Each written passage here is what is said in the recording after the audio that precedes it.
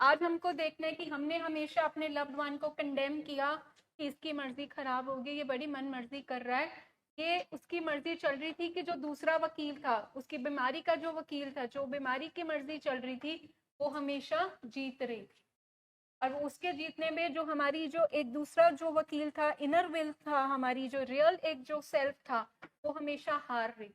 क्यों हार रही थी? क्योंकि बीमारी बहुत ताकतवर ने अपना कब्जा ऐसे किया हुआ था कि वो हमारी जो अंदर की जो इनर डिजायर, जो हम कहते हैं मर्जी, क्या मर्जी मतलब हमारी इच्छा, हमारी जो रियल मर्जी थी। मेरी अपनी रियल मर्जी क्या होती है? अगर हम सबसे पूछें कि हमारी रियल मर्जी क्या है, तो हम बोलेंगे मेरी मर्जी तो यही है ना, मेरा परिवार खुश, मैं अपनी लाइफ में ठीक करूं, मैं अपना नाम बनाऊं, मेरे बच्चे खुश रहें, ठीक है, मेरे घर में एक हंसी का माहौल रहे, मैं अपनी लाइफ में ग्रो करूं, सक्सेस पाऊं। ये हमारी क्या है? रियल मर्जी। बट क्या इस बीमारी में ये रियल मर्जी चल रही है कि कोई और मर्जी आपको हाईजैक करके अपनी मर्जी चला रही है? जैसे उसने दूसरे वकील इतना मतलब हावी हो गया कि उसने हमारा केस ही हरा दिया। तो आज हमको बिल्कुल न्यूट्रल होके एज अ जज देखना है कि लाइक कि ये दो मर्जियां जो हैं, ठीक है, जिसको आप कह दो कि कहते हैं एक एंजल है और एक डेविल की आवाज है, एक मेरी बीमारी की मर्जी है और एक मेरी रियल मर्जी है।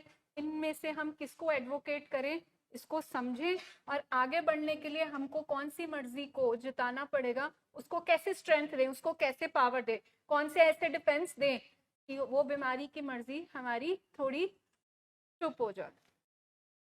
आप सबने देखा होगा, बच्चे या टीनेज में जब हम पहुंचते हैं ना, तो जब कोई गलत कर रहा होता है तो वो कहता है कि मेरी मर्जी। हम पूछते हैं ना, बच्चे तू इस तरह क्यों कर रहे हैं, या तुम ये क्यों कर रहे हो, मेरी मर्जी, मैं जो मर्जी करा। ये एक स्टेटमेंट जो है अक्सर हम अपने घरों में सुनते हैं, चाहे वो बच्चा है, चाहे वो बड़ा है, चाहे जो मर्जी है। मेरी मर्जी, मैं जो मर्जी करा। यहाँ पे हम अपने जब लव्ड वंस की बात करते हैं तो हम इनके सामने बोलते हैं, इनकी मर्जी नहीं माननी। क्यों? क्योंकि इनकी मर्जी बीमार है। आज हम ये बात करने जा रहे हैं कि मर्जी, बीमार मर्जी क्या होती है और एक्चुअल जो इनर सेल्फ वाली मर्जी क्या होती है। जब मैं इनसे सवाल करती हूँ कि आपको, जब आप छोटे थे तो आपने क्या सोचा था मैं क्या बनूंगा, तो किसी ने नहीं सोचा था कि मैं नशेड़ी बनूंगा या मैं अमली बनूंगा या मुझे कोई शराबी कहलाएगा। मर्जी मेरी तो ये थी कि मैं एक अच्छा इंसान बनूं, एक नेक इंसान बनूं। मर्जी मेरी तो ये थी कि मैं डॉक्टर बनूं, वकील बनूं या कुछ और बनूं। लेकिन मेरी बीमारी की मर्जी ने मुझसे पता नहीं क्या क्या करा दिया। मैंने आज तक जितने बिहेवियर किए हैं, जितने मेरे से कोई वीक एक्शंस हुए हैं, वो मेरी एक्चुअल इनर मर्जी नहीं थी, वो मेरी बीमारी की मर्जी थी जो मुझे करा रहा था। जब कभी भी रिलैप्स होता है या स्लिप होता है, या हम ठीक चलते चलते फिर से कहीं गिर जाते हैं, फिसल जाते हैं, उस टाइम पे दो सवाल चल रहे होते हैं, मैं नशा करूं कि ना करूं, या अपने आप को रोक लूं। जो मेरी मर्जी होती है, जो हमारे लव्ड वन की मर्जी होती है, जो इनर मर्जी होती है, जो एक्चुअल मर्जी होती है, वो कह रही होती है नहीं करना चाहिए, अगर करूंगा तो वहीं फंस जाऊंगा। लेकिन जो बीमारी की मर्जी है वो कहती है एक बार ही कर ले, कुछ नहीं होता। तो इस चीज को आज हम डीपली अंडरस्टैंड करेंगे कि क्या डिफरेंसेस होते हैं, और विद एग्जांपल्स हम अंडरस्टैंड करेंगे, और हम अपने लव्ड वन को अंडरस्टैंड करेंगे कि आज तक उन्होंने जो भी किया वो उनकी रियल मर्जी नहीं थी, वो बीमारी की मर्जी थी। एक स्टेटमेंट आ गया ना, वो गाना था गोविंदा का, मैं चाहे ये करूं, मैं चाहे वो करूं, मेरी मर्जी। वो किसकी मर्जी है? तो बिल्कुल कहते हैं कि मैंने किसी की माननी नहीं कि, हाँ जी, बिल्कुल सही कह रहे हो। क्या किसी बीमारी की है, जहाँ मेरे एडिक्टिव बिहेवियर की है वो मर्जी? मुझे लग रहा है कि चाहे मैं ये करूं, चाहे मैं वो करूं, आप कौन होते हो, मेरी मर्जी। ये स्टेटमेंट बड़ा सुनते हैं हम, बट वो एक्चुअल में एक रियल इनर ट्रू मर्जी नहीं, वो बीमारी की। तो हम डिस्टिंग्विश ही नहीं कर पाते कि बीमारी अंदर इतनी कूट कूट के अंदर पड़ी हुई है कि हमें लगता नहीं ये तो मैं ही हूँ, बिकॉज आपका रियल सेल्फ तो खत्म हो गया। दैट वेरी कोर आइडेंटिटी जो आपकी थी, जो आपका ट्रू सेल्फ था, वो खत्म होके आप किसके साथ चल रहे हो? अपने बीमारी के सेल्फ के साथ। तो आगे प्रोसीड करते हैं। Addiction is separate from the patient. A patient and their addiction are not the same thing. A patient is a human being with dreams, dignity, and goals. Addiction is a disease that hijacks the brain's reward system and decision making. That's why inside every patient there are always two different wills. That is, will का इधर मतलब मर्जी. तो patient और उसकी बीमारी दोनों अलग है. पेशेंट बुरा इंसान नहीं है, पेशेंट बीमार इंसान. पेशेंट बीमारी नहीं है, पेशेंट को बीमारी. मेरा लव्ड वन गंदा नहीं है, मेरे लव्ड वन को एक ऐसी बीमारी लगी है जिसके कैरेक्टर डिफेक्ट्स ने उसको बिल्कुल गंदा बना दिया. तो इस चीज को हमने आइडेंटिफाई करना है. ओवर द इयर्स फैमिली इस बैगेज के साथ हमारे पास आती है. उनको लगता है कि मेरा लव्ड वन, मैम ये ऐसे कैसे कर सकता, मतलब ये इतना किस हद तक नीचे गिर सकता है. सो दैट मीन्स कि वो उसको लेबल कर रहे हैं कि वो गंदा इंसान. बैड पर्सन होना और एक सिक पर्सन होना, सबसे पहले तो यहाँ पे ये करना है, क्योंकि एडिक्शन की बीमारी एक ऐसी बीमारी है कि आपका रियल सेल्फ खत्म हो जाता है और आप क्या बन जाते हो, सिर्फ करेक्टर डिफेक्ट्स के एक कठपुतली. और हम हमेशा उन करेक्टर डिफेक्ट से अपने पेशेंट को लेबल करते हैं कि ये मेरे लव्ड वन को फर्क ही नहीं पड़ता, ये बहुत ही घटिया हो गए, इनको किसी चीज की अब मतलब एहसास ही नहीं है, ये कर क्या रहे हैं. इस सारा स्टेटमेंट्स हमारा गुस्सा, क्योंकि हम खुद दर्द में होते हैं, हम खुद डरे होते हैं, तो हम हमेशा बहुत हार्श क्रिटिकल स्टेटमेंट्स दे रहे होते हैं, क्योंकि हम अपने लव्ड वन को और उसकी बीमारी को इकट्ठे देख रहे हो. जैसे हर बीमारी में कुछ ना कुछ सिम्टम्स आते हैं, एडिक्शन की बीमारी में सिम्टम्स आपको इस तरह से दिखेंगे जिसमें हम कहते हैं कि सारे करेक्टर डिफेक्ट्स की पूरी बारात आएगी.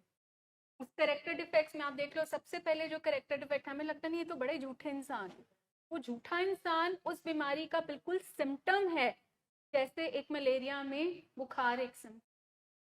बट हम हमेशा दोनों को इकट्ठे देखते हैं, तो हम अपने लव्ड वन को पता नहीं क्या क्या कर्स कर देते हैं, अब्यूज कर देते हैं, क्योंकि हम उसको और उसकी बीमारी को इकट्ठा देख रहे हैं. तो जितने भी सिम्टम्स आपने एडिक्शन में देखे, वो सिम्टम्स क्या होंगे. हमने एडिक्शन में क्या देखा, झूठ बोला उन्होंने, दिल दुखाया, तोड़फोड़ की, हमारे बारे में कभी नहीं सोचा, उनके लिए हमेशा प्रायोरिटी उनका सब्सटेंस रहा, अपनी रिस्पेक्ट, अपना काम, कुछ नहीं सोचा. सो दैट मीन्स कि ये जो एक बिहेवियर अब बनता जा रहा है, ये जो एक उनकी मर्जी बनती जा रही है, ये किसकी मर्जी है, उनकी मर्जी थी कि ये बीमारी की मर्जी है. ये सारी की सारी जो सिम्टम्स आए हैं, जिसमें वो ना अपने बारे में सोच रहा, ना आपके बारे में सोच रहा है, ये बीमारी के पूरे लक्षण है.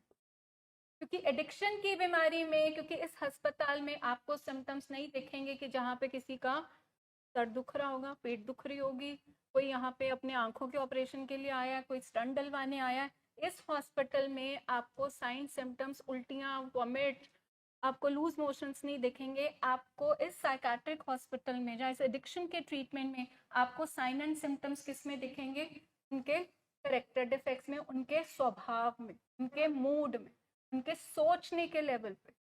इसलिए यहाँ पे दिल को मानना बड़ा मुश्किल हो जाता है, क्योंकि हम अलग करके ही नहीं देख पाते. हमें लगता है ये जानबूझ के कर रहा है. ये स्टेटमेंट अक्सर हमने बोला, तुझे क्यों नहीं समझ आ रहा, तू जानबूझ के कर रहा. अब वो जानबूझ के नहीं कर रहा, क्योंकि उसकी मर्जी तो हाईजैक हो गई है. अब कौन चला रहा है उसको, उसकी बीमारी.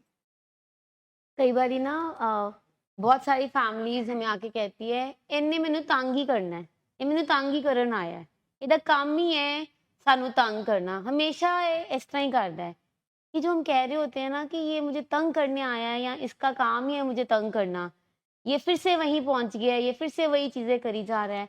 वो जो तंग कर रहा होता है ना, और वो जो अपनी मन मर्जियां कर रहा होता है, वो एक सबसे बड़ा आपके लिए वाइटल साइन है. वाइटल, हम कहते हैं ना वाइटल बिहेवियर, सबसे इंपॉर्टेंट साइन है कि जहां अब पेशेंट की मर्जी आनी शुरू हो गई है, इसका मतलब है बीमारी की मर्जी हावी हो रही है. अब इसका मतलब है बीमारी हावी हो रही है.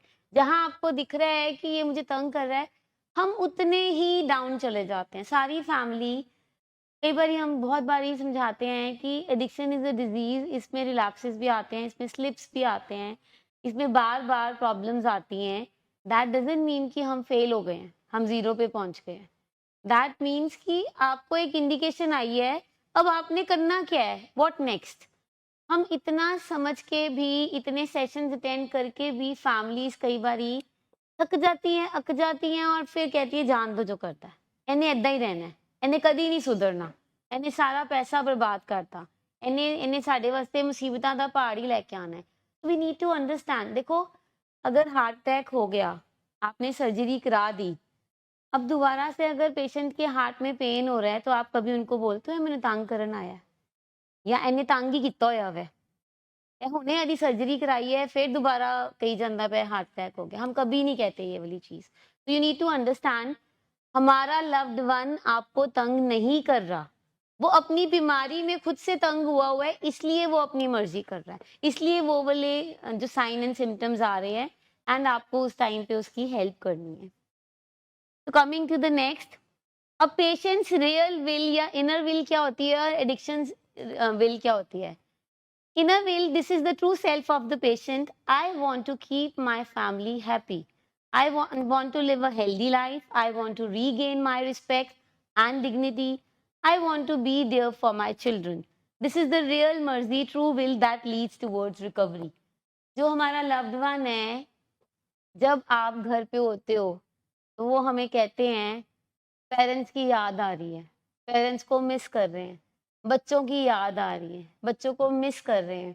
कल हमारा एक लव्ड वन था, ही स्टार्टेड क्राइंग, उसको ये सब पता लगा कि उनका बच्चा बीमार है छोटा। तो हम ये कह ही नहीं सकते कि उनमें इमोशंस नहीं है या उनमें फीलिंग्स नहीं है।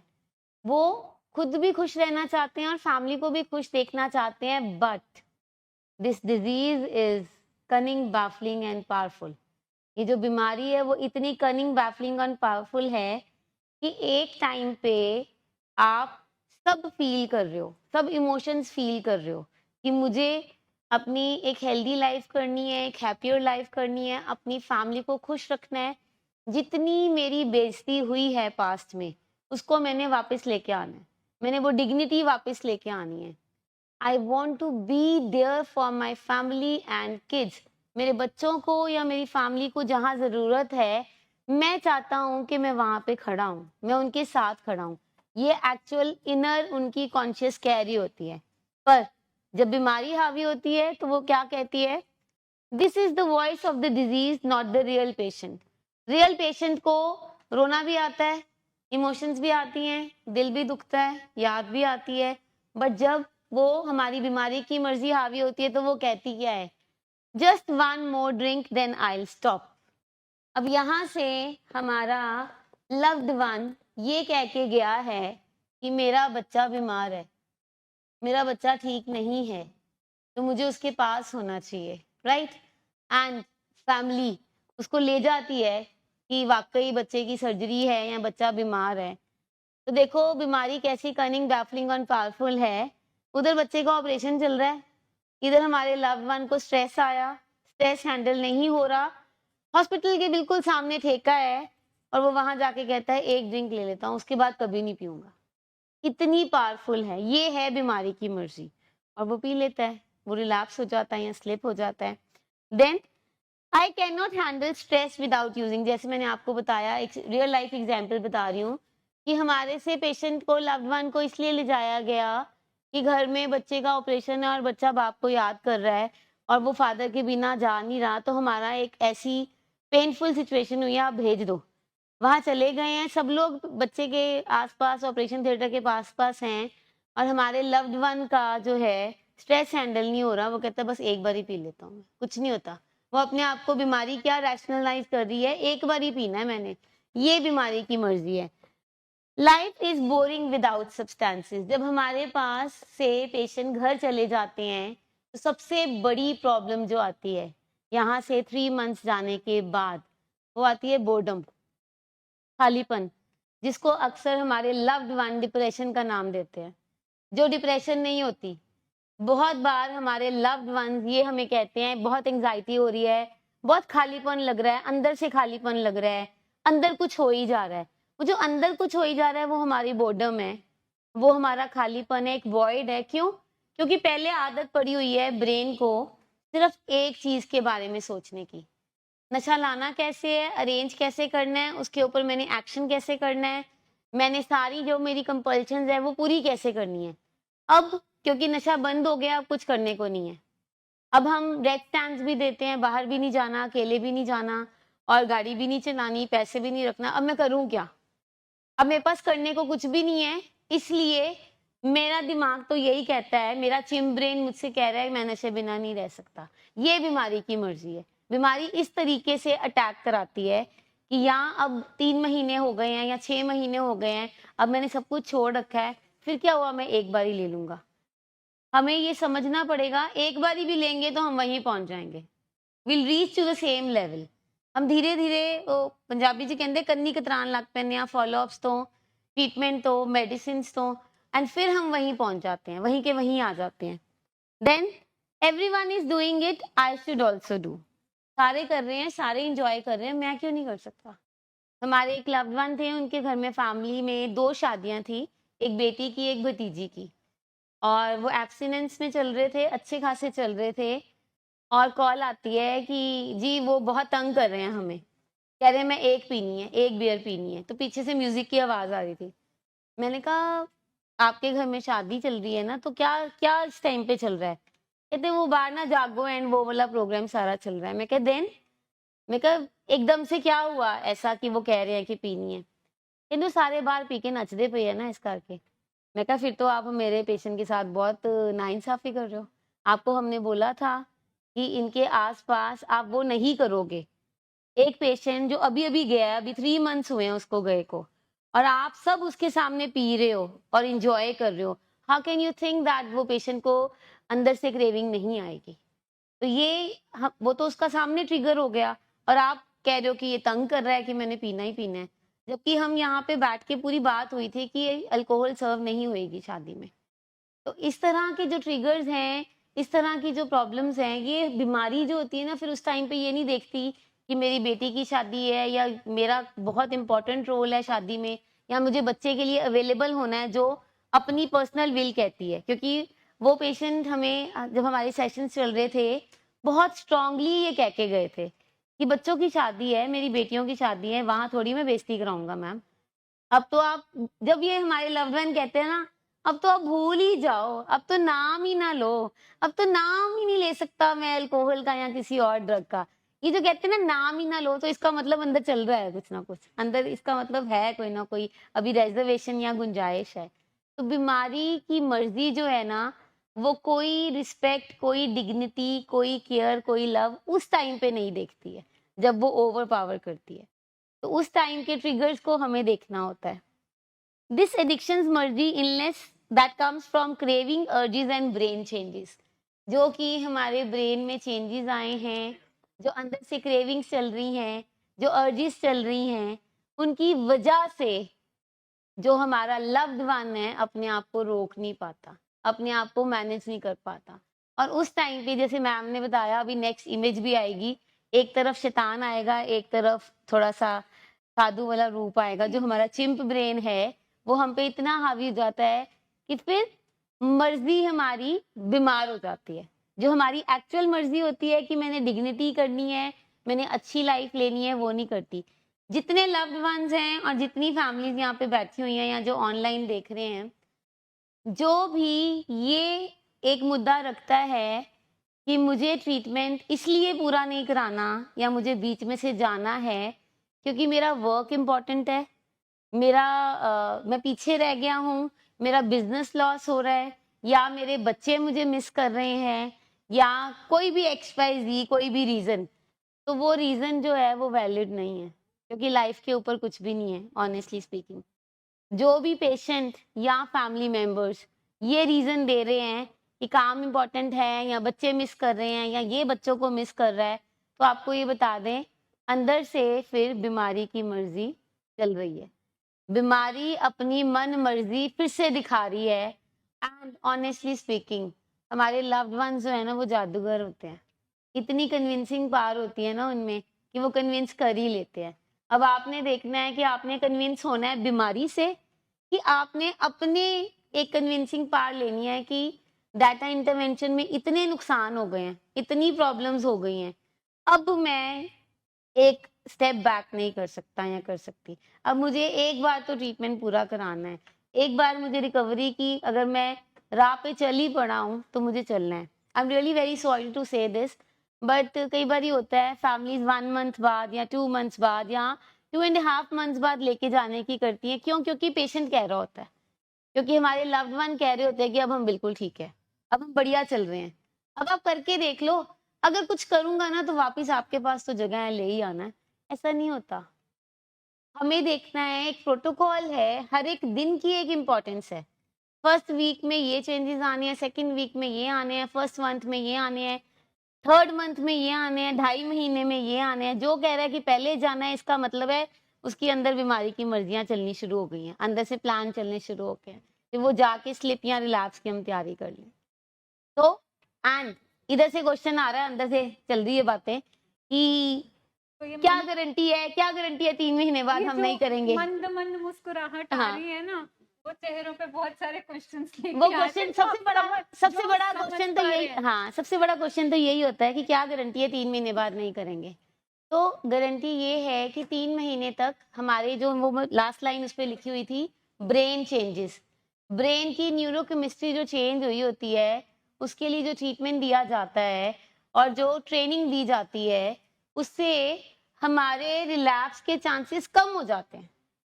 जो 1 महीने बाद जाके चांसेस अगर 10 में से 9% है, 90% है 100 में से, तो जब हम थोड़ा टाइम ज्यादा लगाते हैं तो थोड़े से रिलैप्स के चांसेस कम हो जाते हैं और उतनी देर में फैमिली की भी ट्रेनिंग हो जाती है, लव्ड वन की भी ट्रेनिंग हो जाती है।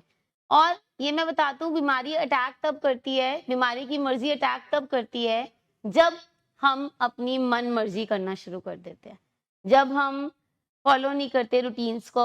जैसे मैंने पहले एग्जांपल दी थी, हार्ट अटैक अगर आया है, सर्जरी अगर हो गई है और डॉक्टर ने आपको हिदायतें दी हैं, अगर सर्जरी हो गई और हार्ट अटैक आया, क्या आप जाके लड़ते हो डॉक्टर के साथ कि दोबारा ए किदा हो गया जी, असं 4-5 लाख रुपया लाया सर्जरी ते, 10 लाख रुपया लाया है, तो दोबारा हार्ट अटैक किदा आ गया, तुझे तो इलाज वधिया किया सी।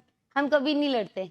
हम एक चीज बोलते हैं, प्लीज बचाओ इनको, इनकी जान बचाओ, जो मर्जी करो, जैसे मर्जी करो। पहला सवाल हमारा होता है, बच जाएंगे ना, हम इनको सेव कर सकते हैं ना। यहाँ जब एडिक्शन की बारी आती है, तब हमारे मन में बहुत सारे क्वेश्चंस चलने शुरू हो जाते हैं।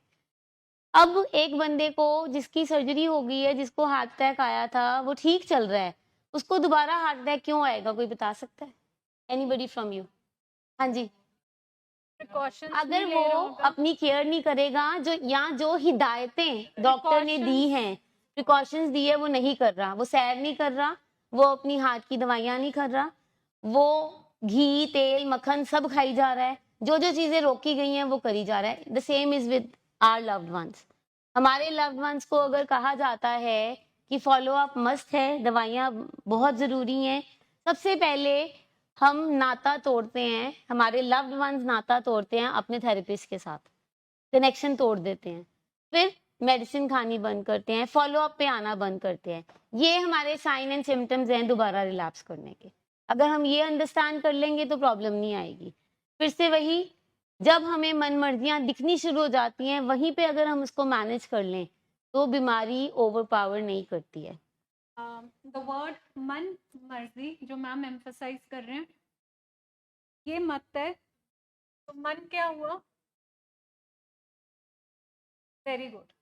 जो हम कह रहे हैं कि जो मैं मन मर्जी कर रहा है, ये अपनी अपनी मन की चला रहा है, सो दैट मीन्स सिंपल कि वो किसकी चला रहा है? अपने एनिमल ब्रेन की, वो अपने चिम ब्रेन की चला रहा है। अब सिर्फ चिम ब्रेन की अगर चल रही है, लाइफ ठीक रहेगी? कि लाइफ को डायरेक्शन, पर्पस, लाइफ को जजमेंट किसने देनी है? आपकी। तो जब मन मर्जी का ख्याल आ जाए तो उस दिन ये पता लग जाना चाहिए कि ये जो मन मर्जी चल रही है, इसका मतलब आज मेरा चिम ब्रेन मेरे पे हावी हुआ हुआ है, आज मेरा ये वाला वकील, मेरा चिम ब्रेन वाला वकील, वो मुझ पे हावी हुआ हुआ। जब यहाँ पे हम दो मर्जियों की बात कर रहे हैं, आप इमेजिन करो आप सब एक हवाई जहाज में पायलट हो, ठीक है, ईच वन ऑफ यू, आप पायलट सीट में आप अपना एयरक्राफ्ट, अपना एरोप्लेन उड़ा रहे हो। अब वो हवाई जहाज हाईजैक हो गया, यहाँ पे आपके लग गई बंदूक। अब इंस्ट्रक्शंस किसकी होंगी, आपकी कि हाईजैकर की? मेरी मर्जी क्या है कि मैं अपने कंट्री में अपने जितने भी यहाँ पे पैसेंजर्स हैं उन सबको सेफली उतारूं, ठीक है। बट वो हाईजैकर की मर्जी आपसे डिफरेंट होगी कि सेम होगी? तो यही होता है हमारी बीमारी में। हम बैठे अपने पायलट सीट पे हैं, हमको लग रहा है हम अपनी जिंदगी की गाड़ी चला रहे हैं, स्टीयरिंग भी मेरे हाथ में है, बट मर्जी किसकी है? वो जो हाईजैकर। इसका मतलब मेरी बीमारी की मर्जी ने मुझे इंस्ट्रक्शंस दे दिए, वो इतना हावी हो गई है कि अब मैं चाह के भी अपने कंट्री में जहाँ मेरी डेस्टिनेशन है वहां पे नहीं पहुंच पा रही, क्योंकि हाईजैकर मुझे लग रहा है कि नहीं, इसको तो अब फॉलो करना पड़ेगा। तो दिस इज मन मर्जी इन एडिक्शन। हमें लग रहा है कि हम कर रहे हैं, हम नहीं कर रहे होते। वो बीमारी की पूरी इंस्ट्रक्शंस, बीमारी का वो हाईजैकर हमको गोली की बंदूक पे हमसे काम करा रहा होता। तो अगर हमने अपने ये पीएफसी को ट्रेन नहीं किया तो मन मर्जी हमारा नुकसान 100% करवाएगी। तो moving ahead, another patients real will and addictions will. Patient की रियल विल जो है, जो उसकी अंदर की जो इनर डिजायर है, जो उसकी अंदर की प्योर, जिसको हम बोलेंगे इतनी सुंदर जो उसकी इच्छा है, जो साफ सुथरी उसकी जो नियत है, वो क्या कहती है कि मुझे मेरी हेल्थ को देखना, मुझे मेरे रिकवरी को देखना, मैं ठीक रहूंगा तो मैं कुछ भी कर सकता हूँ, मेरी जान बचेगी तो जान है तो जहान है, सारी चीजें ठीक रहेंगी। मेरी विल, जो ट्रू विल है, वो अंदर से क्या कह रही है कि मैं अपनी फैमिली के बारे में सोचता हूँ, मैं अपने बच्चों के बारे में सोचता हूँ, मैं उनकी लॉन्ग टर्म सिक्योरिटी के बारे में सोचता हूँ, मैं फैमिली की रिस्पेक्ट के बारे में सोचता हूँ, मैं अपने रिश्तों के बारे में, उनकी रिश्तों की जो एक नज़ाकत होती है उसके बारे में बहुत कंसर्न होता हूँ कि मुझे किसी का दिल नहीं तोड़ना, रिश्तों में चलो मतभेद हुआ, मुझे वापस रिकनसाइल करना है, वापस उस मतभेद को खत्म करना है। मेरी ट्रू विल हमेशा रैशनल, लॉजिकल होती है, सही जगह वैल्यू ड्रिवन होती है। मेरी जो रियल मर्जी है वो मुझे ये कह रही है कि नहीं यार, आवाज आती है ना, तू गलत कर रहा है, ये तेरे वैल्यू सिस्टम के अलग है भाई, ये फैमिली के अगेंस्ट है, क्योंकि हमने ये बचपन से सुना है भाई ये मत करो क्योंकि ये हमारी फैमिली में अलाउड नहीं है। इसका मतलब हमारी जो रियल मर्जी है वो हमें फोर्स करती है कि हम अपने वैल्यू, अपने प्रिंसिपल्स पे टिक रहे। हमारी रियल मर्जी हमेशा हमारी ग्रोथ कराएगी, हमारी डिग्निटी और हमारी फ्रीडम को लेकर आए। दिस इज रियल मर्जी। मेरी इनर मर्जी सिर्फ कहती है कि सब कुछ ठीक होना चाहिए, बट मेरी इस बीमारी में क्या ये मर्जी चलती है कि इसके ऑपोजिट चीजें हो रही है। अब होता क्या है, अब एडिक्शन की मर्जी में जहां पे वो कह रहे कि नहीं इंस्टेंट मजा चाहिए, मुझे शॉर्ट टर्म रिलीफ, मेरे को अभी का अभी तुरंत मजा चाहिए, बाद की बाद में देखेंगे, अभी का तो टाइम मैं निपटूं, मैं अभी तो जुगाड़ करूं, अब बात की बाद में देखेंगे, क्योंकि हम कभी भी begin with and in mind नहीं कर पाते। हमें होता है कि ये अभी जो अभी का जो समय है इसको सार लेंगे, अभी जो स्ट्रेस हुआ है अभी हम पी लेते हैं, बात की बाद में देखेंगे। हम कभी भी रैशनल कॉन्सिक्वेंसेस को कर ही नहीं पाते कि इसका नतीजा क्या है। बीमारी की मर्जी हमेशा क्या होगी, अभी तुरंत जुगाड़ कर, अभी तुरंत मजा चाहिए, मजे का तू बस दीवाना बन, बाद में की बाद में देखेंगे। ये बीमारी की मर्जी है। बीमारी की मर्जी हमेशा it's only think about the next dose, next drink, बस वन मोर टाइम, बस एक बार करना, सिर्फ आज करेंगे, एक बार करने से क्या होगा, सारे तो कर रहे हैं, मुझसे स्ट्रेस नहीं हैंडल हो रहा, अरे ये तो खुशी की बात है। ऑपोजिट भी आप कहते हो, स्ट्रेस में भी रिलैप्स होते हैं, हमने सेलिब्रेशंस में भी रिलैप्स होते देखे, लाइफ के जो बेस्ट मोमेंट्स थे आपके, वहां पे भी जब आपको लाइफ में कोई अचीवमेंट हुई, कोई सक्सेस मिली, कोई वेडिंग आ गई, कोई आपके बर्थडेज एनिवर्सरीज आ गए, कोई घर में कोई दिन त्योहार आ गया, रिलैप्स वहां पे भी देखे। बीमारी की मर्जी, वो कहता नहीं एक्स्ट्रा, बीमारी की मर्जी हमेशा किस पे बिलीव करती है, और एक्स्ट्रा, उसको संतुष्टि ही नहीं होती कि जो तेरे पास है कि वो लिमिट है, वो कहेगी कि नहीं और चाहिए, और चाहिए, एवरीथिंग एडेड मोर वाला एक उसके कंपार्टमेंट पीछे लगा होता है कि वो एक बोगी का कौन सा ट्रेन के पीछे बोगी है कि जिसमें कोई एडेड और चाहिए, और चाहिए, बस ये चाहिए, उसके अंदर एक लेवल ऑफ सेटिस्फैक्शन नहीं है बीमारी की मर्जी में। Moving ahead, impulsive craving driven decision leading to relapse, guilt and discussion and destruction. Impulsive behaviour, बिना सोचे समझे फौरी तौर पे रिएक्ट करना, ये आपकी मर्जी है कि बीमारी की मर्जी है?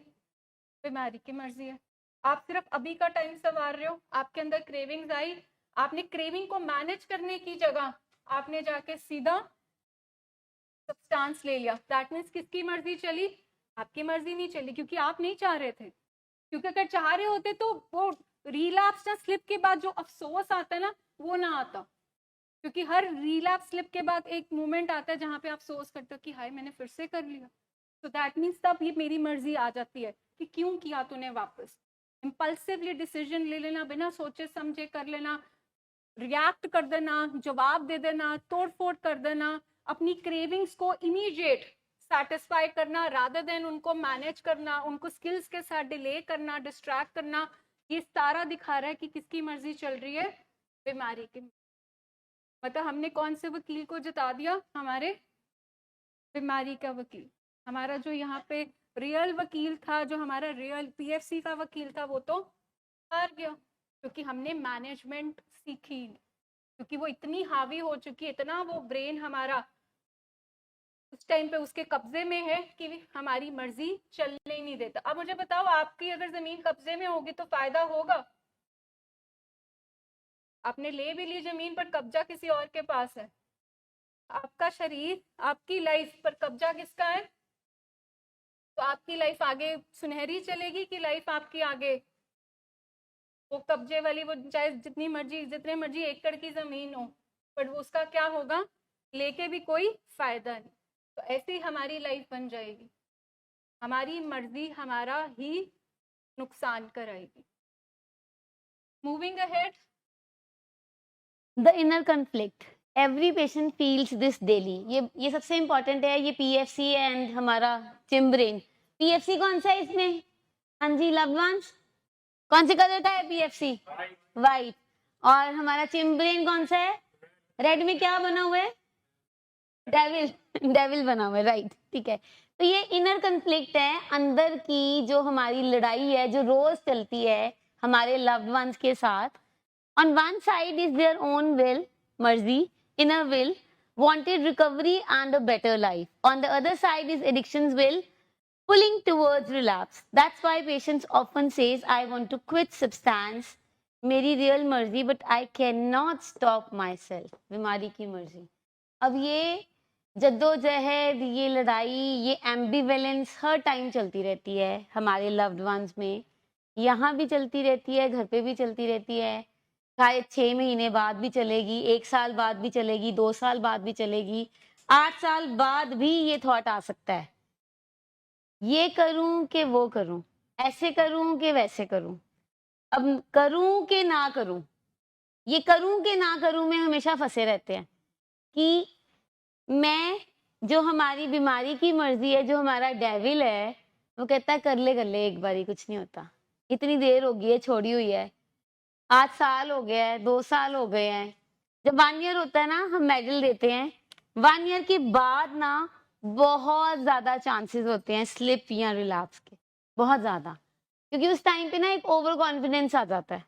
जो हमारी बीमारी है ना, उसकी मर्जी कहती है अब तो सब कुछ ठीक हो गया, अब तो फैमिली मेरे नाल भी हो गई है तो मेरे वल भी हो गई है, अब फैमिली मेरे पे ट्रस्ट करना शुरू हो गई है, अब मैं अकेले जाना शुरू हो गया हूँ, अब चीजें बेटर हो गई हैं, अब जॉब आ गई, अब फाइनेंसिस ठीक हो गया, अब सब कुछ ठीक हो गया, इसलिए मैं एक बार कर लेता हूँ। एक बार ही करके क्या ही पता लगना है, एक बारी में क्या ही समझ आनी है, मैं ले लेता हूँ, कुछ नहीं होता। और जो बीमारी की मर्जी है वो कहती है कर ले बेटा, और जो रियल मर्जी होती है वो कहती है अगर कर लिया तो दिल टूट जाएगा, फैमिली का भी टूट जाएगा, और फिर मैं इतनी मुश्किल से मैंने ये रिस्पेक्ट ली है, वो रिस्पेक्ट चली ना जाए। तो ये कश्मकश जो है ना हमारे लव्ड वंस में बहुत देर चलती रहती है। अब इस कश्मकश को आपने कैसे पहचानना है, आप कैसे अंडरस्टैंड करोगे इस कश्मकश को? बताइए, कोई एक सिम्टम बताइए जिससे आपको ये कश्मकश पता लग जाएगी आफ्टर 1 मंथ, 2 मंथ्स, 6 मंथ्स। हाँ जी सर। एक तो हेलो, हाँ जी आप बोलिए।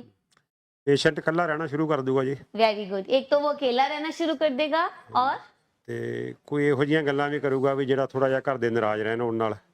कुछ ऐसी बातें करेगा कि घर वाले नाराज रहना शुरू हो जाएं। Very good. और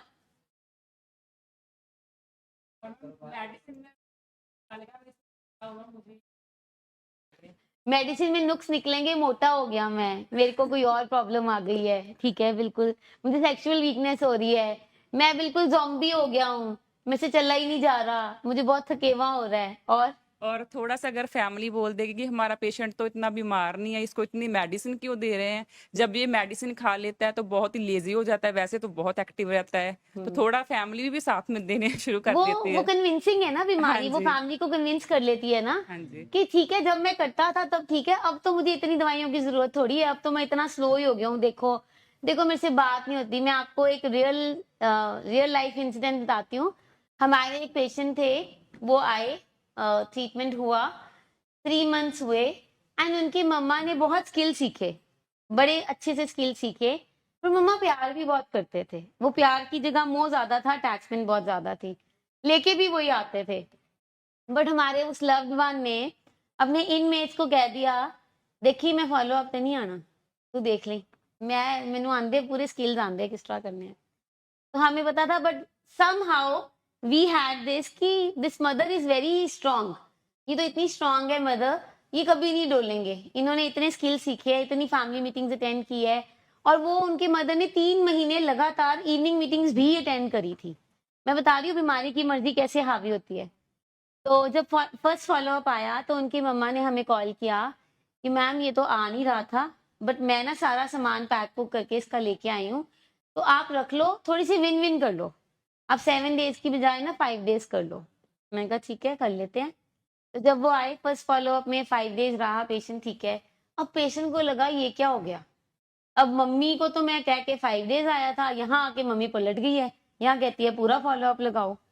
and you won't imagine next follow up में क्या हुआ। पेशेंट आए एंड पेशेंट बहुत स्लो स्लो चल रहे थे, और पेशेंट की बीमारी ने किसी तरीके से कन्विंस कर ही लिया मदर को कि ये ना दवाइयां बड़ी स्ट्रॉन्ग है, ਇਹ ਤੇ ਸੁੱਚਾ ਮੁੱਚਾ ਹੀ ਹੋ ਗਿਆ, ਤੇ ਗੱਲ ਹੀ ਨਹੀਂ ਕਰਦਾ ਬਿਲਕੁਲ ਵੀ, ਇਹ ਤੇ ਕੁਝ ਕਹਿੰਦਾ ਹੀ ਨਹੀਂ ਹੈ, ਤੁਸੀਂ ਦੱਸੋ ਮੈਡਮ ਜੀ ਫਿਰ ਅਸੀਂ ਕੀ ਕਰੀਏ, ਕੁਝ ਤੇ ਕਰੀਏ, ਅਸੀਂ ਫॉलो अप रह नहीं देने।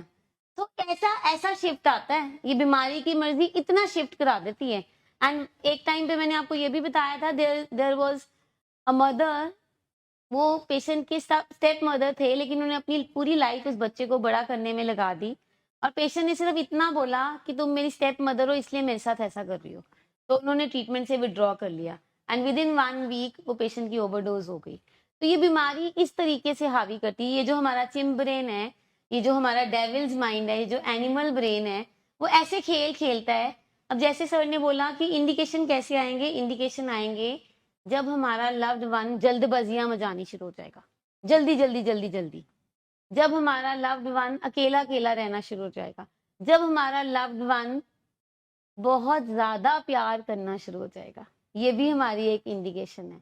जब हमारा लव्ड वन बहुत ज्यादा आपकी रिस्पेक्ट करनी शुरू हो जाएगा, तो इसका मतलब है वो इमोशनल मास्किंग चल रही है कहीं ना कहीं अंदर से। जब हमारा लव्ड वन बिल्कुल ही चुप चुप रहना लग पड़ेगा, किनारा रहना लग पड़ेगा, इसका मतलब है मर्जी आनी शुरू हो गई है। सर ने बहुत अच्छा पॉइंट बताया, जब हमारा लव्ड वन और उसकी बीमारी जो है वो गुस्सा करना शुरू हो जाएगी, या कुछ ऐसी सिचुएशन क्रिएट करेगी कि घर में लड़ाई पड़ी रहे, तो याद रखें ये हमारा लव्ड वन नहीं करा रहा, ये उसकी बीमारी की मर्जी करा रही है, क्योंकि बीमारी की मर्जी बीमार है, मर्जी उनकी बीमार है, और वो कह रही है कि मैंने बस नशा करना है, वो नशा मैंने किसी भी तरीके से करना है, और वो नशा मैं कंटिन्यू कर सकूं और मुझे कोई रोक ना सके।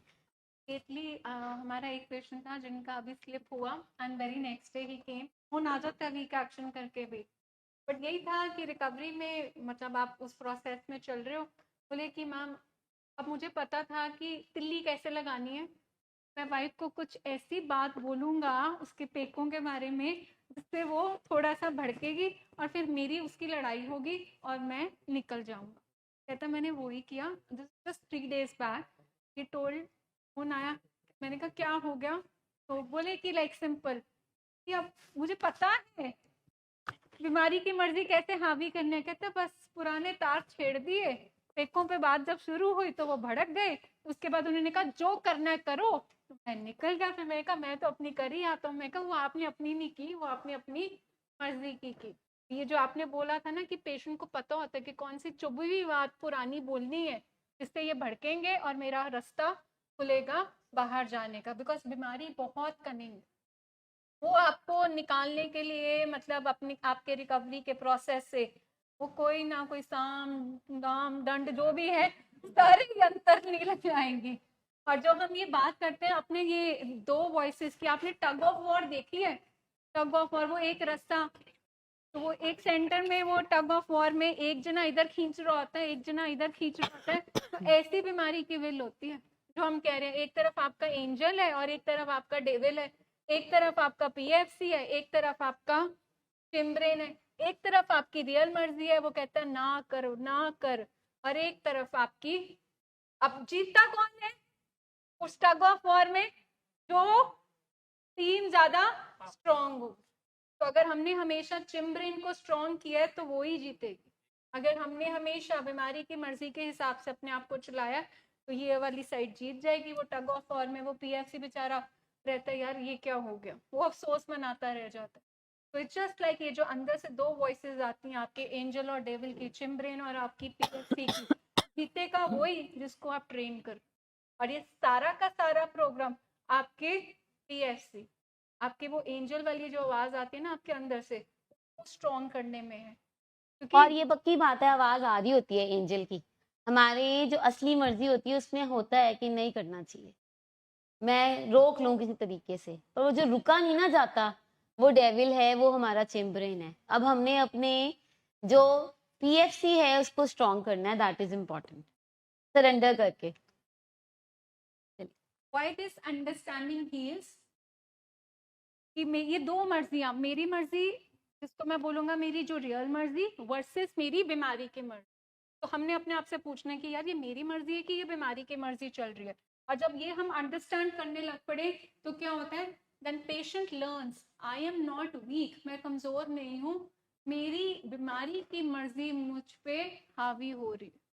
और उससे क्या आपका गिल्ट कम होना शुरू हो जाता है। जब वो शेम जो आती है ना कि मैं हर टाइम पे इतना बुरा इंसान हूँ, मैं हर टाइम पे दिल तोड़ देता हूँ, मैं हर टाइम पे वीक एक्शन कर देता हूँ, तो वो आपका गिल्ट कम होना शुरू हो जाता है कि आप इन दोनों के बीच में आप भेद कर पा रहे हो, डिफरेंस कर पा रहे हो कि ये मैं हूँ कि मेरी बीमारी की मर्जी है।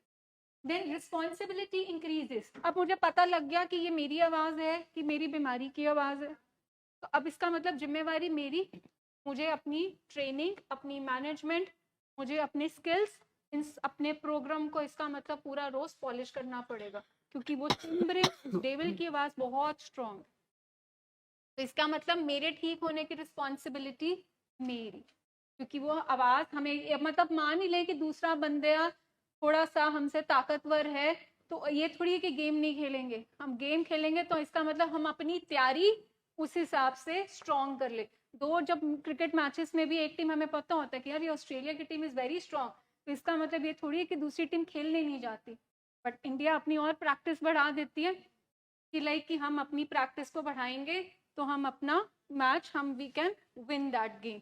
उसी तरह हमको अपना ये रिस्पॉन्सिबिलिटी लेनी है कि वो टीम थोड़ी हावी है, वो टीम थोड़ी वैसे स्ट्रॉन्ग है, तो मुझे मेरी प्रैक्टिस पे ये ध्यान देना पड़ेगा। And then they realize every day I must choose whose मर्जी I will follow, mine or my illness।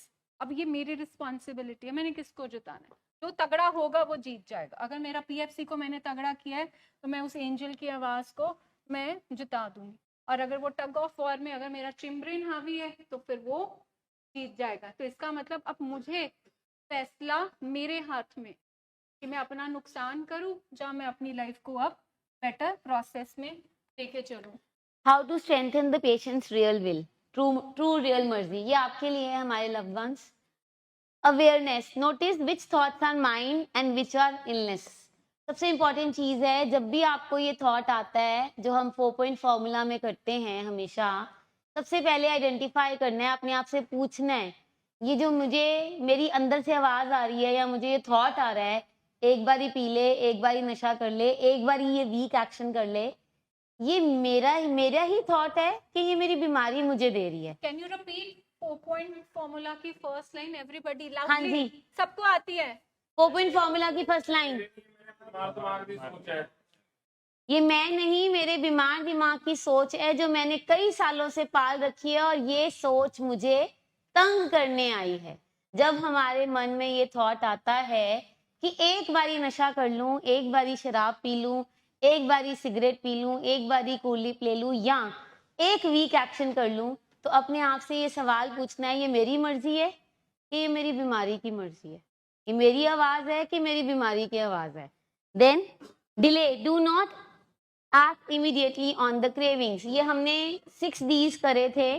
Delay करेंगे, उस क्रेविंग पे एक्ट नहीं करेंगे, उस टाइम पे अपने आप को स्टॉप करेंगे, डिस्ट्रैक्ट करेंगे, अपनी अटेंशन को एक हेल्दी एक्टिविटी करेंगे, एक्टिविटी में सपोर्ट लेंगे अपनी फैमिली से, अपने काउंसलर से, सपोर्ट ग्रुप से, एंड स्किल्स, कोपिंग स्किल्स जो हमने थेरेपी में सीखे। हाँ जी, फटाफट से 6 Ds बता देंगे, आपके लव अपनी फैमिली को भी पता होनी चाहिए। हाँ जी, 6 Ds क्या क्या हैं जी?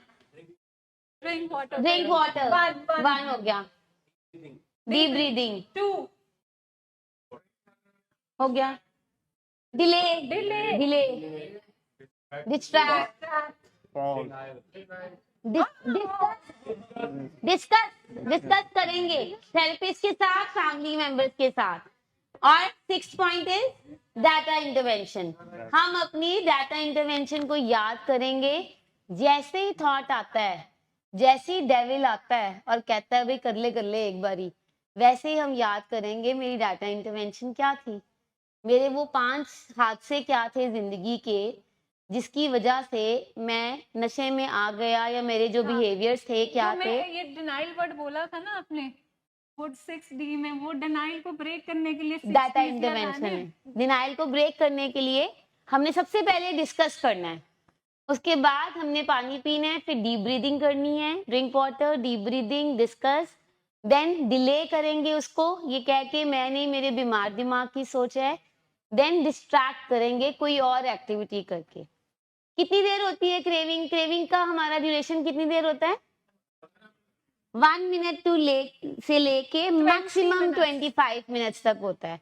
वो 25 मिनट हमारी जिंदगी की जो हमारा क्रूशियल टाइम चल रहा होता है, उसमें हमने अपने आप को कहीं ना कहीं और डिस्ट्रैक्ट करना होता है, और हमने डाटा इंटरवेंशन के पॉइंट्स याद करने हैं ताकि हम अपनी क्रेविंग्स को डिले कर सकें, उस पर हम इमीडिएट एक्शन ना करें, और हमने अपनी बीमारी की मर्जी नहीं चलने देनी। ये स्किल सीखने हैं। तो अपनी रियल मर्जी लगा लेना। रियल विल लगाओगे तो स्किल लगेगा, अगर रियल विल नहीं है तो कोई स्किल नहीं काम आएगा, फिर तो आप जाओगे सीधा। ठीक है, हम weak action. Patience inner real मर्जी, I want to attend my son's school function. अब इसके ऑपोजिट, मेरी रियल मर्जी है कि मैं अपने बच्चे के साथ उसके स्कूल में जाऊं। बीमारी की मर्जी क्या कहती है? क्या कहती है बीमारी? क्या प्रायोरिटाइज करती है? उसके साथ उसका स्कूल जाना कि आपका सब्सटेंस लेना? क्लियर हो गया? मेरी रियल मर्जी क्या कहती है एंड मेरी बीमारी की मर्जी मुझसे क्या करवा रही है। नेक्स्ट एक पॉइंट रहता है बच्चों उसमें, एडिक्शंस मर्जी। आई हैव जैसे आपने बता दिया अभी, drink tonight, following patients inner real मर्जी, वो कहती है रिकवरी एंड रिस्पेक्ट चाहिए मुझे। हाँ, अब आप बताओ, रियल मर्जी कह रही है कि मुझे रिकवरी चाहिए, मुझे अपनी लाइफ में वापस रिस्पेक्ट मिल जाए। एडिक्शन की मर्जी क्या करती है? साबोटाज करती है। तो आर फॉर रिकवरी, और वो एडिक्शन की मर्जी क्या कह रही है? रिलैप्स। और वो कह रही है रिकवरी रिस्पेक्ट, वो कहता है कोई गल नहीं, देखी जाएगी। ठीक है, मेरी एक बार करना थोड़ी मेरी इज्जत मिट्टी में मिल जाए बेशर्म। ठीक है, तो आप देख लो, वो कहते हैं कि नहीं, वो आपको फेयरलेस बना देती है, मैं थोड़ी पकड़ा जाऊंगा। तो ये आपकी रियल मर्जी कह रही है कि मुझे रिकवरी चाहिए, और आपकी एडिक्शन की मर्जी कह रही है कि नहीं, वो कह रही है कि एक बार। वो इतनी आवाज इतनी स्ट्रांग होती है ना बीमारी की, वो आपको उस प्रोसेस से निकाल ही देती है। ये एक वर्कशीट है जिसको हम फटाफट से करेंगे। अंडरस्टैंडिंग द टू वॉइसेस, जो अंदर की आवाज चल रही होती है हमारी। रियल मर्जी जो ट्रू विल कहती है, the real me who wants recovery, health and respect, but addiction's मर्जी, the disease voices that pulls me towards craving, relapse and destruction. अब यहाँ पे ना एक वर्ड यूज किया है, पुल। पुल मतलब खींचती है, मैं हमेशा बताती हूँ कि जो हमारी एडिक्शन की मर्जी है ना, वो मैग्नेटिक है, मैग्नेट है, चुंबक है। चुंबक क्या करती है? खींचती है। खींचती है, लोहे को खींचती है। अब ये सपोज करो लोहा है, ये चुंबक है, ये साथ चिपक जाएगा। अब ये हम बीमारी को दूर करते हैं, पर जो बीमारी है वो बार बार खींच लेती है, फिर वहीं ले आती है। अब इसके बीच में हमें कुछ और लगाना पड़ेगा, एक लॉग लगाना पड़ेगा या कोई ऐसी चीज लगानी पड़ेगी कि बार बार खींचा ना आए, दूर ही रहे। बट वो जो लॉग है वो क्या है? वो लॉग हमारे स्किल्स हैं जो हमने सीखे हैं, जो हमारा रिकवरी प्रोग्राम है, जो हमारी मेडिसिन हैं, जो हमारा सरेंडर है। ऑनेस्टली बताऊं तो हमारा जो सरेंडर है ना, वो दिल से नहीं आता, वो सरेंडर आता ही नहीं है। फैमिली ने भेज दिया, रिजेंटमेंट्स हैं, दवाइयां दे रहे हैं, हमारे डोपामिन ब्लॉकर्स दे रहे हैं, हमें डल बना दिया, हमें ये कर दिया। वो सरेंडर जब आएगा ना, तो वो सरेंडर कोशिश कराएगा हमसे कि हम ये वाली जो हमारी बीमारी में एक मैग्नेटिक पावर है, इसको कैसे दूर करें, ये मैग्नेट को कैसे दूर रखे हमसे। जैसे मैंने उस दिन आपको बताया था, एक मैंने लव्ड वन से पूछा था, एक माचिस की डिब्बी पड़ी है और उसके पास मिट्टी का तेल पड़ा है या पेट्रोल पड़ा है, तो आप क्या करोगे? हाँ जी, क्या करेंगे? क्या करेंगे? हाँ, हम वो माचिस को दूर कर देंगे। अब माचिस सिर्फ पड़ी हुई है, कोई कुछ नहीं कर रहा, लेकिन माचिस के साथ जो पेट्रोल पड़ा हुआ है, तो माचिस में इतनी पावर है, उसमें इतना स्पार्क है कि वो आग लगा सकता है। तो हम इस डर के मारे, हमारा जो अंदर से एक ब्रेन पीएफसी कहता है कि नुकसान हो ना जाए मेरे से या किसी और से। पता भी है मैं नहीं जलाऊंगा माचिस, मुझे पता भी है कि कोई और भी नहीं जलाएगा, पर फिर भी शायद नुकसान ना हो जाए, उन माचिस को ही पीछे कर देंगे और दूसरे जो हमारा कैरोसिन है उसको भी साइड पे कहीं सेफ जगह पे रख देंगे। बस ऐसे ही हमारी ट्रिगर्स और क्रेविंग्स होती हैं। हमारे जो ट्रिगर्स हैं, हम उसको आइडेंटिफाई कर ले तो हम अपनी क्रेविंग्स को मैनेज कर सकते हैं और फिर अर्जेंसी होती ही नहीं है कि हम कुछ करें, वो आग लगती ही नहीं है, पर हमने वो आग को पीछे करना है, वो जो स्पार्क जिसमें पड़ा हुआ है उसको पीछे करना है। That is important. There are different situation लेंगे तो, और सिचुएशन में फिर देखेंगे कि हमारी रियल मर्जी और हमारी बीमारी की मर्जी दोनों, हमको अंदर से जो इनर वॉइसेस आ रही होती हैं वो क्या आती हैं। सिचुएशन है, मैं स्ट्रेस्ड आउट हूँ, रीज़न कुछ भी हो सकता है। अब मेरी रियल मर्जी कह रही है कि चलो किसी से बात कर लेते हैं, वॉक पे चले जाते हैं, यही होता है। स्ट्रेस होता है तो मेरा अंदर से मन क्या कर रहा है कि मैं बात कर लूँ कि मेरा दिल थोड़ा सा हल्का हो जाए। बट मेरी बीमारी की मर्जी क्या कह रही है? ये स्ट्रेस, तो मैम ने शुरू में कहा था कि स्ट्रेस मुझसे हैंडल नहीं हो रहा, मेरी बीमारी की मर्जी कह रही है गो गेट एंड डू इट। यही है, ठीक है। अब रियल मर्जी क्या कह रही है कि बात कर ले किसी से, जहाँ टाइम भी मतलब इस बात का सोल्यूशन निकल आएगा, थोड़ा सब्र तो कर, अंत से आता ना। बट मेरी बीमारी की मर्जी कितनी इंस्टेंटली मुझे कितना क्विक फिक्स दे रही है, इतने स्ट्रेस में रहने की जरूरत क्या है, क्या कर जाके सीधा गो एंड ग्रैब इट, खत्म करना कहानी, क्यों स्ट्रेस में रहना। सिचुएशंस में हमने ये देखा हुआ है, इंस्टेंटली हमने अपना जुगाड़ किया। अनदर सिचुएशन, दूसरी सिचुएशन में है कि हम पार्टी में गए हैं और हम कहते हैं, बीमारी जो हमारी रियल मर्जी है वो कहती है मैंने बिना नशे के एंजॉय करना है, मैंने बिना नशे के अच्छे तरीके से रहना है। हमारे पास ना बहुत सारी फैमिलीज आके कहती हैं ਅਸੀਂ ਵਿਆਹ ਤੇ ਗਏ ਸੀ ਪਾਰਟੀ ਤੇ ਗਏ ਸੀ ਸਤਿਆਨਾਸ਼ ਕਰਤਾ ਇਹਨੇ ਪੀ ਕੇ ਉੱਥੇ ਇੰਨਾ ਖਲੇਰਾ ਪਾਇਆ ਇਹਨੇ ਇੰਜ ਕਰਤਾ ਇਹਨੇ ਉਂਝ ਕਰਤਾ ਸਾਡੇ ਵੀ ਵਿਆਹ ਦਾ ਮਜ਼ਾ किरकिरा करता। तो वो जो होता है वो ड्रग या अल्कोहल इंड्यूस्ड बिहेवियर होता है। तो जो हमारा लव्ड वन है जब वो रिकवरी में चल रहा है वो अपने आप को बोलता है, उसकी जो रियल सेल्फ है, जो उसकी रियल मर्जी है, वो कहती है इस बारी जो मैं फंक्शन अटेंड करूंगा मैं वो नहीं करूंगा जो मैंने पिछली बार किया था, मैं खिलारा नहीं पाना है, इस करके मैं कोई नशा नहीं करना, कोई सब्सटेंस नहीं करना। बट बीमारी की मर्जी कहती है हाय सारे इंजॉय करते पे है, मैं भी थोड़ा जा कुछ कर ला, एक बारी कर लेना की फर्क पैंदा है। इतना बेचारा तो कोई भी नहीं बनता जो उसको लगता है सारे करने हैं और मैं रह गया, वो इतनी बेचारगी वाली फीलिंग स्ट्रॉन्ग आती है। हाँ जी, आती है। आती है, शुरू शुरू में तो आती थी, अब नहीं आती, अब रिकवरी में चले गए, अब नहीं आती, अब तो हम जाते ही नहीं है। अब ये आपने जवाब उल्टा दे दिया, नहीं आती, आपको ये देना चाहिए था मैम हम सिचुएशन में जाते ही नहीं है, हमने लर्न कर लिया कि हमने ट्रिगर के पास नहीं जाना, माचिस के पास जाना ही नहीं है हमने। फैमिली सपोर्ट है, राइट, ठीक है जी। Next is another situation when I feel lonely, तो हम लोनली हो तो रियल मर्जी क्या कह रही है कि दोस्त के पास चले जाए, मूवी पे चले जाए, चाहे कॉफी शॉप पे बैठ जाते हैं, बट मेरी बीमारी की मर्जी सिर्फ एक ही जगह, उसकी सुई एक ही जगह अटकती है, और वो क्या है, बियर पी लूँ तो चलो, और कुछ नहीं, मैं वोडका पी लूँ, सिगरेट ही पी लूँ, एक ही पफ लगाना है, एक ही लाइन खींचनी है। आर ब्रेन इज मतलब पूरा ऑटो पायलट मोड पे कंडीशनड हो चुका है बीमारी की मर्जी।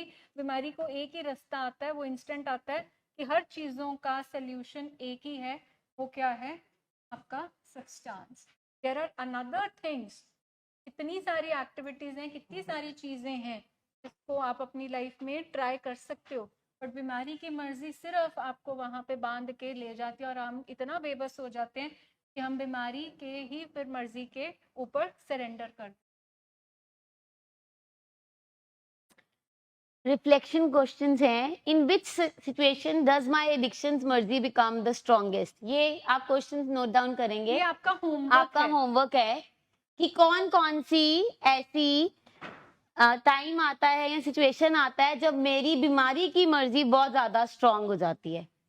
कौन सा ऐसा टाइम है, कौन सी ऐसी सिचुएशन है जब मेरी बीमारी की मर्जी बहुत स्ट्रांग हो जाती है। केड़ा ਇਹੋ ਜਿਹਾ ਸਮਾਂ ਹੈ, ਕਿਹੜੀ ਇਹੋ ਜੀ सिचुएशन है जिथे मेरी बीमारी की मर्जी स्ट्रांग हो जाती है। Number 2 is what helps me follow my real मर्जी इंस्टेड ऑफ एडिक्शंस मर्जी। क्या ऐसी चीज है, कौन सा ऐसा थॉट है जो एक्चुअली मुझे हेल्प करता है कि मैं अपनी बीमारी की मर्जी के हिसाब से नहीं चलूंगा, मैं अपनी रियल मर्जी के हिसाब से चलूंगा। मतलब कि क्या ऐसा स्किल मैंने अप्लाई किया है, यूज किया है, या मैंने सीखा है कि मैं अपने पीएफसी से काम करूंगा, मैं अपने चिम्ब्रेन से काम नहीं लूंगा। Third is who can I call और what can I do when addiction's मर्जी गेट्स लाउड। जब मेरी बीमारी की मर्जी की आवाज ऊंची हो जाती है, उस टाइम पे मैं किसको कॉल करूंगा या किससे मदद लूंगा, किसको आवाज दूंगा। उस वेले जदों मेरी बीमारी दी मर्जी दी आवाज उच्ची हो जाती है, उस वेले मैं किनू आवाज दवांगा, मैं किदा हाथ फड़ांगा, मैं किस कोलों मदद लवांगा। तो the step 4 is daily practice. Every morning ask yourself, जब आप अपने दिन की शुरुआत कर रहे हैं, दिन की शुरुआत में आपने कहना कि दोनों वॉइसेस, क्योंकि दोनों हमारे अंदर बैठे, हमारा चिम्ब्रेन भी हमारे अंदर है, हमारा पीएफसी भी हमारे अंदर है, दोनों आवाज़ों ने आपको पुल करना है। तो मॉर्निंग में आपको अपने साथ एक क्वेश्चन है कि आज मैं किसकी आवाज़ सुन।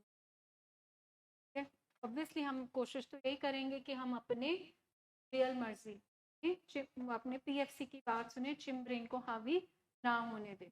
सुबह उठ के कोशिश यही है कि सारे दिन में चिम्ब्रेन आएगा बार बार बार बार, क्योंकि वो तगड़ा है, वो मेरी मर्जी को साबोटाज खराब करेगा। तो मैं अपने दिन में शुरुआत करूँ, मैं बड़ा कॉन्शियसली माइंडफुल हो जाऊँ, मर्जी दोनों आवाजें आनी है, तो मैं किसकी मर्जी को आज फॉलो करूंगा। एंड रात को सोने के वक्त आप अपने सारे दिन का एक क्या करेंगे, चेक करेंगे।